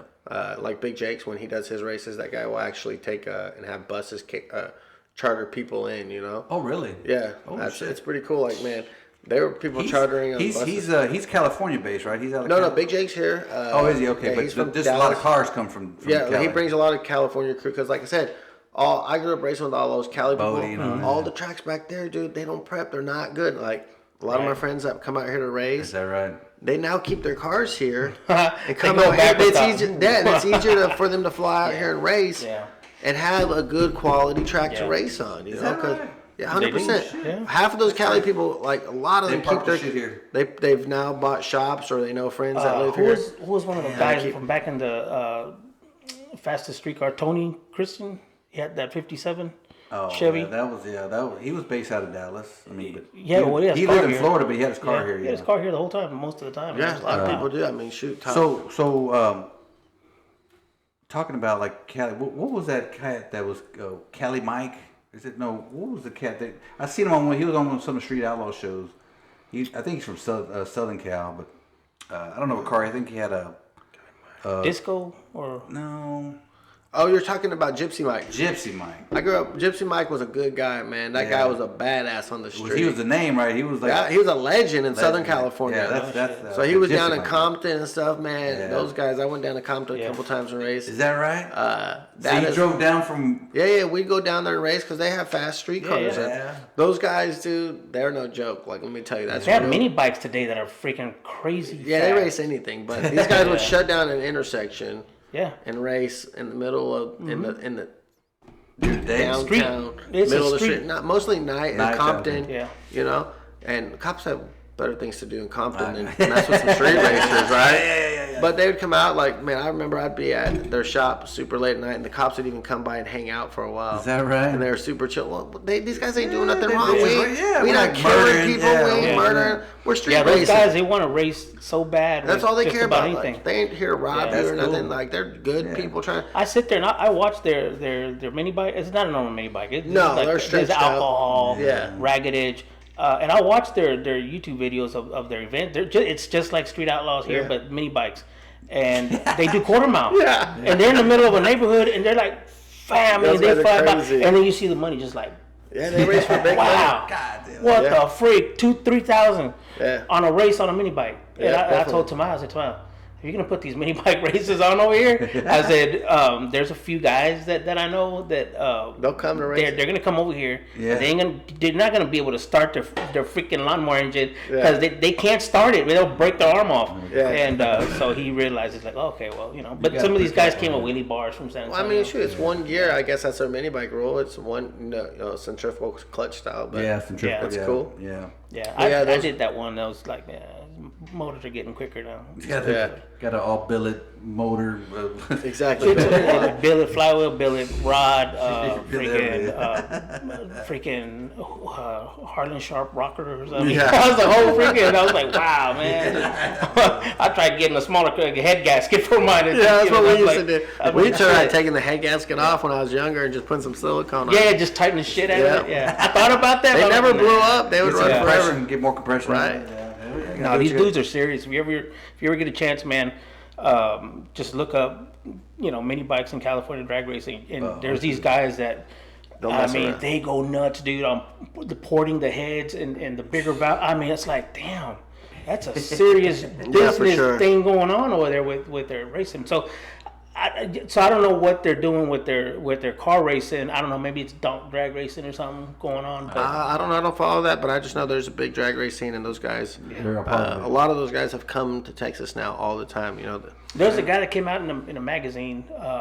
He was an underground racer. He had a 70 gunmetal gray Camaro, and he was running out there. He had a small block. First gen, third. Like a 70, 71. Oh, second. And he made it onto the magazine, and that's the only reason why people found out that people were still doing a lot of street racing out in Compton. Huh. And it's a gunmetal dark gray 70 Z28 split bumper or full bumper, I don't know. Yeah. But dude, there was nothing funny about that car. I mean, that car would be badass running out here, Yeah, for sure. Yeah, there's. So they still doing stuff. They have fast cars there. That Southern California crew, those guys have always had super fast cars. And like I said, AV boys, I can say all those guys, they were just here, like Tony and Miss Maverick. I don't know if you guys are familiar with her. Yeah. She was just driving Tom Gunner's car. She was here right in Texas. Yeah, she was? Yeah, so she was driving Tom Gunner's car this week. She actually kicked my ass. Oh, wow. Did she kick your ass? She did. That's crazy. She did. Yeah. She did. Wow. But yeah, like I said, they're out here all the time. How do we get one of her posters?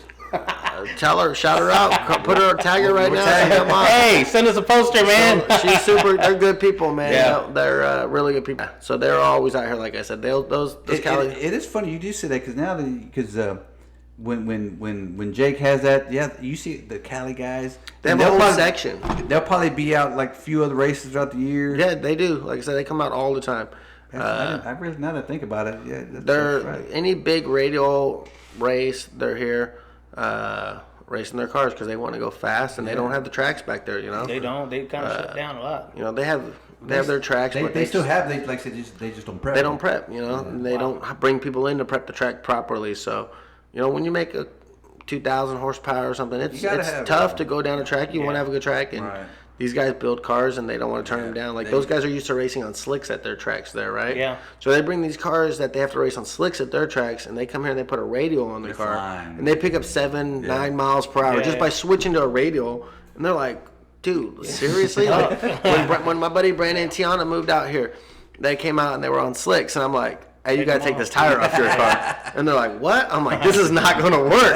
And they're like, what do you mean? I'm like, put a radial on the car. I guarantee you'll go faster. San Antonio was holding a lot of drag radial cars. I mean, back then. Back in the day, 20 years ago. But that's why I said they lost, the prep. I don't know what it is. That's what sucks about it. Right. I mean, that's where it went downhill. People just stopped going there. And, they would try to have an event and, they would try. Nobody showed up because they knew. Yeah, they knew the track wasn't worth the crap. Because I know Kenneth tried to have one out there one time. And They had so many different failed events there that after the Clash used to be fast, then it just went. Yeah, it's all the prep is what it comes down. You could have a small podunk track, but if you prep it right and people can go down that track, they're gonna come. They're gonna come. Yeah. And the pot's right. Exactly, and the money's right when tracks people know that they're prepped right and they're gonna get a crowd. And I know Mike, that one event that was put on. With you and Jay and all that. The track was really good, man. I mean, it's good. I mean, I walked on it and immediately your dad goes, hey, watch the track, man. Your foot's going to get stuck if you even stand there more than freaking 10 seconds. I'm like, really? I was never surprised by that. I'm like, oh, wow. There was a time where you could almost face plant a little bit. You know, there was a couple starters there that took pride in their work. Yeah. And then, not to say nothing, but, things have changed.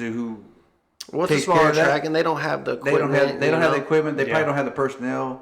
So and Mike and those guys struggle. I mean, they don't have a big team, No, it's the same. It's tough. Mike has to do most of it by himself. He has a couple guys that help him, but Mike has to run the sprayer. If you want to do it right, then Mike knows because Dylan did a pretty good job when he was there, and so. But yeah, I think Sievert's the one that helps him out a lot too, right? Sievert's gone out there and Chris and Shane Bray actually. Shane Bray, the Brays have helped out the track a lot. Those people. Anytime Shane throws a race there, Shane makes sure to buy plenty of prep. PJ or something. He doesn't cut him short, I agree. I heard Shane actually went somewhere like south and picked up. He drove like 8 hours and picked up like 6 drums, I think. Damn. Like 6 drums of prep. That PJ. So that's what it makes, and that's what it takes to attract the people to race. For people think promoters make a bunch of money on races, and those guys actually lose a lot of money half the time. Like we talked about it. We haven't released it yet, I don't believe, but we talked about why some guys are some of these promoters are successful right now versus like the big XRP race. I was watching on video. I said, man, this is a race for the racers, because if you look at the stands, they're usually if you promote it for the audience, the stands load up, right? And then if you promote it for the racers, then the racers are there. You're going to be in the back of the. When you have good racers come, people come because they follow those racers, right? And like Big Jake's races, a lot of them are free entries, to the classes, and he still pays out $10,000 to a class to win, and there's no entry fee for the racer. So he's depending on gate fee from people coming to watch their favorite racers or people they know, because we spread the word for him, like, hey, we're going here to race, and people follow, and that's just the way it is. I think that's a good point. Actually, some of those entries, some of the classes, they're a free entry. Yeah, so a lot of them. A lot of them. Why would you not go, right? 100%. It's $10,000 to win or $20,000 they have. And then some of the bigger races that he does, like the drivers will pay $1,000 entry fee, but they're 16 drivers and they're getting paid $25,000 back. Yeah. So you pay $1,000. If you think you're a bad boy, you're going to enter that class. You're going to win $20,000. I don't know how the guys up on the East Coast, the guys that do the gasser racing, because man, they promote different, and believe me, they've got all these guys sponsoring the whole. They're old school, so it's a different crowd. Well, the owner. I think it is. He's a pro mod. He's a pro mod championship guy. So Quayne. Quayne. Yeah, Quayne. So he. So anyway, so he knows how the drag racing world works, right? So he started promoting very differently from what we're used to seeing, right? And I'm not saying it doesn't work. I'm just saying what he started doing was, and I like I said. He is doing it just like they do when we go see monster trucks. I don't know if you've ever been to an event. Hey, let's go see the monster truck. And, it's always a group of all identical trucks. You know what I mean? Decal's different, but the trucks are all identical, And that's what he started doing with all these gassers. They were all based out of like 5 classes, but you have to all be A-gas, this. The engine, like for us. There's a turbo engine, rear end, no bigger tire, the hood scoop, the lettering, the graphics, the interior, your seats. He tells you all up front. You meet these rules, you have to join my group, and then we take you on a circuit. And he's selling out. I mean, these drag strips. And I'm like, dude, is it really just selling out? These are gassers, man. Come on. And then you look at all the photos and wow, the stands are loaded. And I'm like, how the freak does he make that work? Well, he has a following, Exactly. Yeah. And it's because of the way he started, canning it and advertising it. And it's very different from what I always say in Texas. We don't do that. We're modern racers, it's high tech.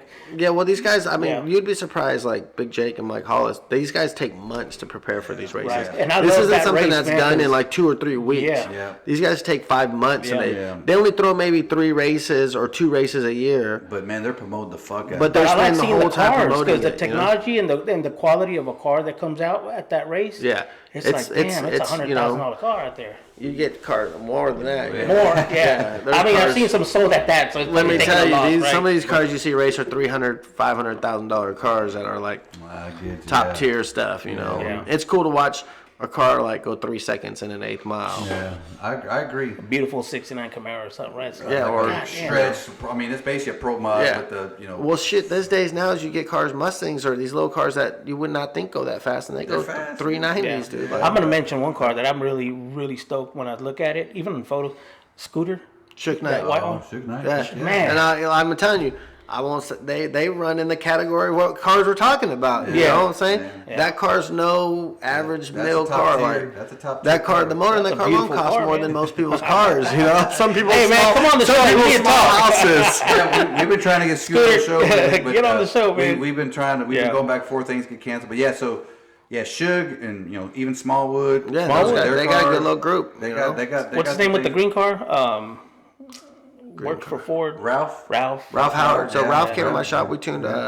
Ralph used my dyno. Oh yeah. We have a dyno. Me and Ralph's car. He was afraid to get on the trans brake and hit the nitrous. I remember when Ralph's like, "You're driving. I'm not doing it." So I remember when I first saw him, man. It was him and Dinkle. They were running the end of the night in San Antonio, and the car's quiet, right? This was back when. Is that when he had the gray Mustang? It was the silver one, the gray, silver gray, and the green one. Yeah. And so first this time was way before Ralph had. Yeah. No, it was a big block. It was a big block and had some turn downs.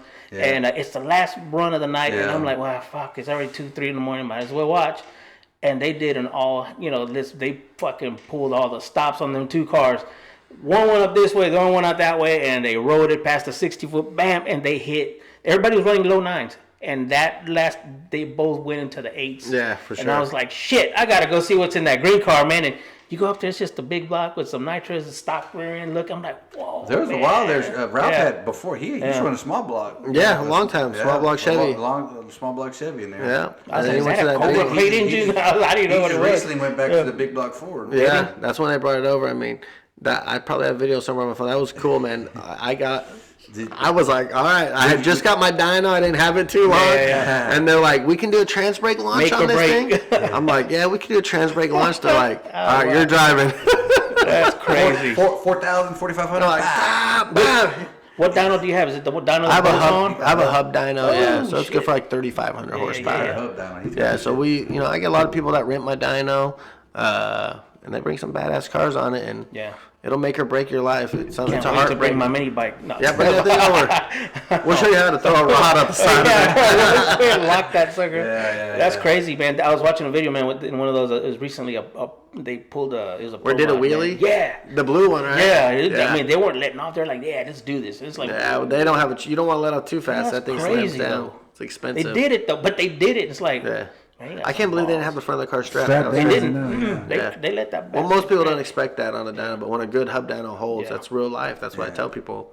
So it's going to get the real load. Yeah, it's going to do what it's going to do. Let us know next time you do a real badass dyno. For sure. We'd like to go just film. Yeah, I know. You guys are literally like. I couldn't believe I looked up the address. It was like 3 minutes away. I'm telling you, man. Everybody's like, "You're by Biddle." We're like, "We don't know where Biddle." Everybody's like, "You down the street?" Yeah, right down the road. I guess. Right. It's cool. But well, man, to kind of go down into wrapping this up, so I mean, we could probably talk forever. But, that's great. But would you like to give a shout out to anybody that helps your program? You said Texas Speed, crew that runs with you, your teammates. Like some of the people. My Ted is my tech at the shop.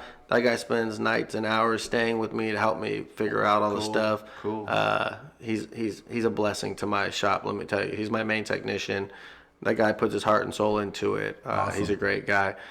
Tommy Mars, which you guys know, I met Tommy Mars many years ago. He watched me race, and he was like, "Man," because that same race, I was standing there with a big sleepy. So Tommy's like, "Man, I want this guy to help me out." So Tommy, Tommy's always been into racing and stuff, and then he got into the turbo world, and I want to say he's like my prodigy child. I'm really proud of Tommy, I've been hard on Tommy for years, But I feel like I've created Tommy into a badass racer. Like, I'm comfortable putting Tommy in any of my cars and letting him drive because that guy has taken a thrashing from me. He watches and he learns. I take pride in what I do, and I try to make people the best that they can be with what they have. Right. And that guy's put in the time, the effort, the blood, the sweat.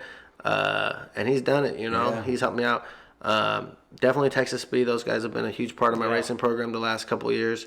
PTP, Turbo Blankets, Manny, and those guys have always stood by my side from day one with any type of Turbo Blanket, gotcha. Yep, Turbo Blanket, heat shields that you need, anything to protect your fuel lines or oil lines. Those guys have been a part of it. Let's see. I used to have a bunch of sponsors. You got a trans guy that you do? Did you? You run a local transmission guy? Do you get somebody? Lately I've been running. I buy a lot of my transmissions through PTC. PTC. Okay. Those guys have always helped me out a lot. I'm drawing a brain fart right now, but what's his name right here? Local has been helping me refresh up my transmissions with the little S10. Local. Damn it. Here in Hutto? No, he's like in Liberty Hill. Man, Rick? No, Rick's at Eagle. God damn it. Liberty Hill. Wow. He works out of Jeremiah's shop. He has a little white S10. God damn, I'm brain dead right now. I can't remember his name. I know you're talking about Jeremiah Collins and Deal with the S10. We got you. Yeah, we're gonna plug you in again. But I mean, so lately he helps with your trans. he's been freshening them up for me, helping me out, and he does good, fast work. Turnaround. He's helped me do some transmissions. Now I'm trying to find him. I'm trying to think of his name. Yeah. We'll get his name. We'll put his name on there. Yeah. But man, like honestly, I'm really blessed because like opening up my shop, I was really nervous about, and it's been. Well, because you started out in Pflugerville, right? And then no, it's what happened is I was working for Dedicated Motorsports. So I moved out to Texas and I did pest control and stuff for a while because I was a general contractor. I had my general contractor's license and stuff, so I did pest control and fixing wood and stuff like that for a long time. And then I met my old boss, Matt Owens, in my neighborhood, and he owned Dedicated Motorsports. And he was like, man, you build this stuff in your garage? And I'm like, yeah. He's like, you looking for a job? So then I went and I worked with him, and I ran his shop with him for a long time. And then he wanted to move back to the Weatherford area. And I was like, oh, man, I can't make that move, you know? Like, I have a kid, and my wife has got a way better job than what I have. Gotcha. So I talked to my wife, and she's like, why don't you open your own business? I was scared. I'm like, shit, I don't got the money. Scary, I don't got the money for that, you know? So she helped me out and got me started, and she does all my books and stuff. So nice. Cool deal. I've been blessed. Like, because the model for most shops is, we need to just do oil changes and batteries. That's the bread and butter. You know, it is. Let me tell you, honestly, like, shoot, that is easy work, you know, and doing the high performance building and stuff is just it's time consuming, and there's always hiccups. And like I said, we have 25 cars minimum at the shop right now, and it's just it's a big burden on you, and it's long hours. Like, I'm gonna leave here, I'm gonna go back to work. I don't go home at 5 or 6 o'clock, and that's the difference between owning a business, I feel like, and not when I worked for somebody. I was able to go home at 5 or 6 o'clock, you know, put an extra hour or two in overtime. Nowadays, I don't go home till 10, 11, 12 o'clock at night. I don't get to see my kid do all the stuff that he does. I miss out a lot. I miss out, you know, because you have. And I'm still not getting rich, but I'm happy with what I do for a living. You know. That's Hey, so do you set up gears and transmissions, or what do you do? The like 5 speeds or we don't do any 2, 5, transmission. 6s What do you mean by those? Like just assembling, fixing. We don't do any breaks, type of gear transmission installations? repairs or rear ends. Like literally, what we do is. That's always difficult to find. There's always a guy. Hey, you know a guy who can install gears. Right. Yeah, exactly. I wish I did have a good gear guy. So if anybody knows a gear guy, holler at me. I do, but he's already on his way to retirement. So Yeah, see, that's why I don't he's my guy. That's the guy I go to. But we do, like I said, mostly LS, LT based. So Cadillacs, ZL1 Camaros, things like that. We'll do full bolt-ons, builds, motors. Things like that. Dyno tuning, small fabrication work. I'm going to have to hit you up for some dyno tuning because I got my car on a dyno tuning. Yeah, and like I said, you do a lot of wiring stuff, you said. So Ted's a phenomenal wire, but it sucks when I have to pull Ted off wiring if you get an overload, to do builds. You know? If you got an overload, you know. Yeah, that's why I said now that you're 2 minutes away, I'll just go push him here with my golf cart. And you know, and just to let you guys know, we are going to be working on doing some kind of custom decals and vinyl stuff that we do want to plan on doing in here, and so hopefully you know, people, there's always lettering that needs to be applied to the car or some kind of graphic for your name or something like that. Definitely. So where I did it before, I did it a lot with Chris Sievert with him, but like I said, if you're a one-man team, you get backed up. So I kind of stopped for a little bit, but I'm not a stranger. He's done it. I've done a lot of stuff for him. I've done his decals. He did the shirt. He did those shirts there for me. So, but ultimately, like I said, it's gonna jump into a couple of things in here, but ultimately, like I said, you know, if you ever need anything, let me know, man. I'm right down the road. So, but just to kind of go down and recap, so Biddle's going to make he's got this new 3rd gen that's coming out. He's going to make some appearances. If you haven't seen it already, it's a beautiful car. We're going to post some photos of it so you can see it on YouTube channel. And So moving forward, like I said, we're probably gonna catch up to you again because we could probably keep talking, right? Yeah, we probably for go for hours and maybe bring Tommy back in next time. Yeah. 'Cause we did tell Tommy whenever, and we want to know what's up with Tommy. Tommy sold his car. We need to know. We're on the hunt. Yeah. He's on a hunt. Well, yeah, I don't know if you saw, I made a post a couple days ago looking for a car. He did. Okay. And I mean, he thought he was going to get out of it for a minute, but it's in his blood. It's like yeah. anybody else. Yeah, man. He had to take a break, He had to do normal life Yeah, stuff. This stuff takes a lot of your time, and it's very time consuming. It's time consuming by all means. Like I said, I know to when we talked to him last time, he said he's looking for something. Yeah. It's just a matter of something's got to pop up just right. So we want to get an update from him. And he likes clean cars, doesn't he? Yeah. Yeah, he's like, man, I like all my stuff to be clean and nice. Of course. And Tommy's the same way, and that's what I enjoy about Tommy. He's very meticulous. Yeah. I could feel you on that. I loved his Mustang, that 5.0 that he had. It was beautiful. clean. Yeah, my buddy actually owns that now. Does he? So Is that right? My buddy Percy bought the car, and I drive it. And if you thought it was beautiful before, wait till you see it now. Oh man. Yeah, it's gonna be. Yeah. He told Tommy to sell it back to him the other day, but the price was a lot more. He don't want to wreck it. He don't want to. No, Tommy doesn't. He ain't gonna worry about wrecking it. It's just people have budgets, and it's not in his budget. I'm sure you got a few more bars in there probably now. A lot more bars, and like he had a stock 8.8 in before. Now he has a really bad 9-inch, some kind of Fab 9. a Merlot matte 9-inch and upper and lowers, and we're redoing the turbo kit, and it's a mini tub now. Lots of nice stuff. Gotcha. Damn. Well, like I said, we're gonna have to get an update. So to wrap it up, Tommy, we'll get Tommy back on, and get an update. We'll get Duane back on.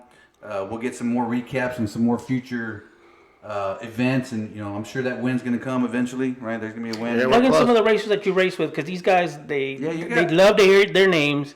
So your 5-1-12 crew of buddies, do some name dropping. Who do you hang out with that you love to go to the drag strip with? Assen and those guys, those are super cool. Assen was just out at the Gut this weekend racing. Oh, we seen his photos. Man, he did a phenomenal job, dude. Yeah. He showed up with a street car, racing multiple classes, did well. Shriver showed up out there. You got Tomato, who races. That guy's dire, but he don't go to any tracks. He's one of those guys that doesn't believe in the tracks. Yeah. KFC is going to come back out soon. But there's like I said, there's the Montgomery family. The Brays are always out racing with us. Yeah. They're a good family. Dylan, I don't know if you guys seen him with the blue Mustang 4Ride that's been out racing a lot lately. I've seen it. That kid's come a long ways, he's doing a good job. Yeah, that's right. We need to get him because, like I said, he's a good guy. We tuned his car. Yeah, you all parked together at that one event. I remember. A lot of events, and he's learned a lot and he's come a long ways, Cool deal, man. Awesome. Like I said, bunch of good stuff here. I'm telling you guys. Yeah, so they all need to make an appearance sometime. We'll get them in. So great episode coming up. So again, Duane, appreciate it. Yes, sir. Thank you. And I really appreciate you coming by at short notice. I know we were planning it for a couple months. And It's busy. You work hard. Yeah, definitely. And it's late. I work a lot of the time. There you go. So yeah. We really appreciate you taking the time. We appreciate you coming out. And like I said, we're gonna do some drops and be on the lookout for the podcast. Probably Monday next week. YouTube video will be on the following Thursday or Friday. Yeah. So again, we're gonna wrap it up, guys. And thank you. Appreciate it. Peace out to everybody. See you guys. See you guys out later.